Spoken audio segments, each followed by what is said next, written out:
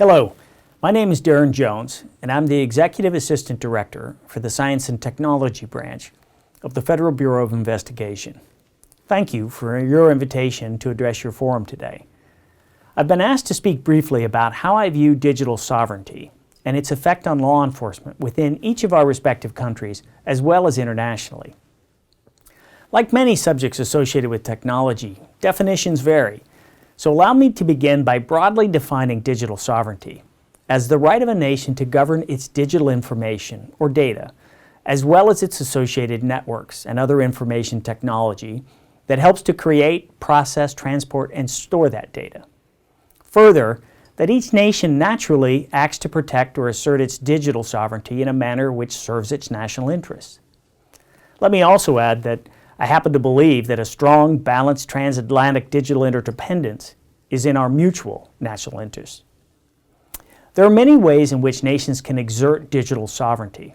For the sake of time, I'll only touch on three of them, the more prevalent approaches. The first favors a largely unregulated internet and digital ecosystem, where service providers, infrastructure, and device manufacturers decide most of the rules of engagement. In many cases, these rules are developed by consensus in technical standard-setting organizations. However, this approach may be vulnerable to the larger, more dominant technology companies being able to more heavily influence the outcome in favor of not just their home nation, but their individual companies.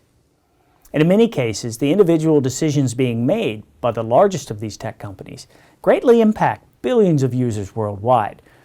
This approach may also have the undesired result of making certain groups, such as children, more vulnerable to nefarious activity online. The second approach centers more around regulation of the technical ecosystem. The EU's General Data Protection Regulation, or GDPR, for example, serves to protect EU citizens' data by regulating how that data can be obtained and utilized, and by whom and where.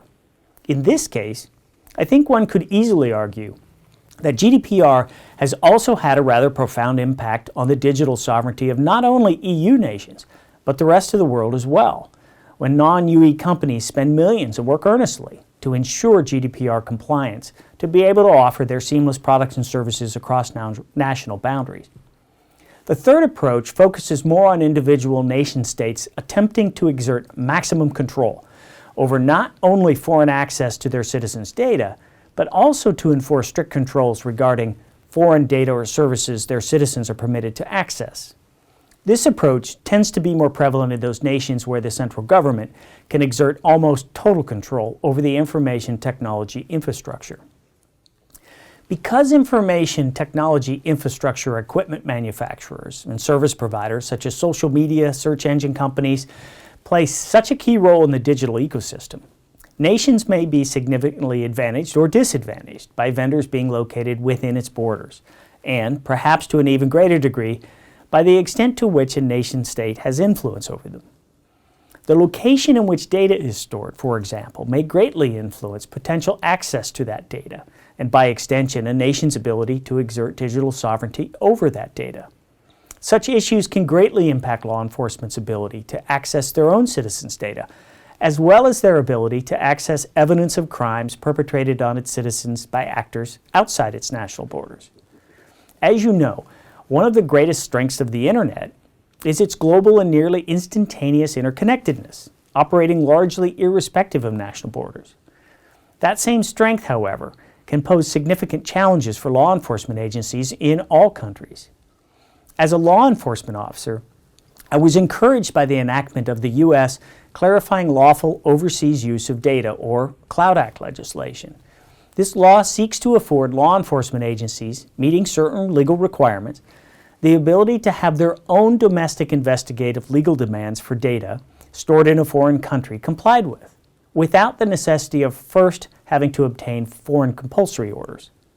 In other words, the CLOUD Act offers a kind of reciprocal access to data, to which a law enforcement agency is legally authorized in its own country, even when the data is stored in another country. Former U.S. Attorney General Barr stated, "Only by addressing the problem of timely access to electronic evidence of crimes committed in one country that is stored in another can we hope to keep pace with 21st century threats." This agreement will make the citizens of both countries safer, while at the same time assuring robust protections for their privacy and civil liberties. I'd like to key in on the word privacy for a moment. There's been much debate over the last several years regarding privacy, and more specifically, how to best protect our citizens, our respective citizens' privacy, by protecting their data. Recently, that discussion has largely centered on technology, specifically encryption. Allow me to suggest to you that this linkage between encryption and privacy, or even technology and privacy, is frequently misused. Privacy is a concept. It can be loosely defined as someone's right to keep their personal matters and relationships secret. The key word in that definition being right. A person's rights are generally determined to a large extent by the laws and institutions of their country. Privacy is not dependent upon technology. Rather, it is dependent upon a country's willingness to respect and enforce those rights. Now, to be sure, technology can be employed in such a way to help ensure data security, but only to the extent a nation-state or government is willing to enforce their citizens' right to privacy. In nations controlled by totalitarian governments, for example, no amount of technology, even intractable encryption, can ensure a citizen's right to privacy. The government can simply exercise its absolute authority to intrude on privacy at any time in a myriad of ways. So by suggesting that the solution to achieving privacy or even digital sovereignty lies somehow exclusively or even primarily with technology, I believe is poorly conceived.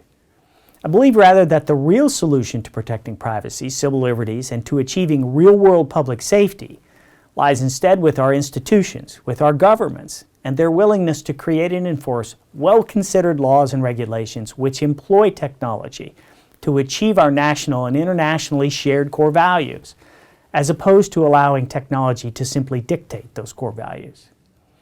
Again, as a law enforcement officer, I was encouraged when I saw the recent EU Council resolution on encryption, security through encryption, and security despite encryption. The definition stated protecting the privacy and security of communications through encryption, and at the same time upholding the possibility for competent authorities in the area of security and criminal justice to lawfully access relevant data for legitimate, clearly defined purposes in fighting serious and/or organized crime and terrorism, including the digital world, and upholding the rule of law. I applaud this concept that privacy, security, and lawful access to data by competent authorities are not mutually exclusive propositions. There are many who would argue that you cannot have strong privacy and security while at the same time maintaining lawful access capability. I disagree, and the many experts with whom I routinely consult agree. This is possible. Even the world-renowned technologist Bill Gates, when asked about the ability of tech companies to achieve this balance, was quoted as saying, "There's no question of ability. It's the question of willingness." And during that same conversation, the world-renowned cryptology expert Butler Lamson said, completely reasonable, the idea that there's no way to engineer a secure solution was ridiculous. Once we all agree that there is a problem and that there is a solution possible, then it's up to our governments to work collectively to strike the right balance and create policy which addresses this problem, as opposed to simply ceding these decisions to the companies themselves. Let me close by saying that I believe it's in our mutual interest to continue to enable our respective law enforcement agencies to maintain their ability to protect our public safety, regardless of where the data is stored or crimes are perpetrated. We must work earnestly to resolve issues like the recent US-EU Privacy Shield invalidation, and to embrace agreements such as the Cloud Act, in order to continue to protect not just our citizens' privacy, but also their safety in the real world. Thank you again for inviting me to address your assembly, and thank you for the international law enforcement partnerships that exist and work every day to protect the citizens of our nations.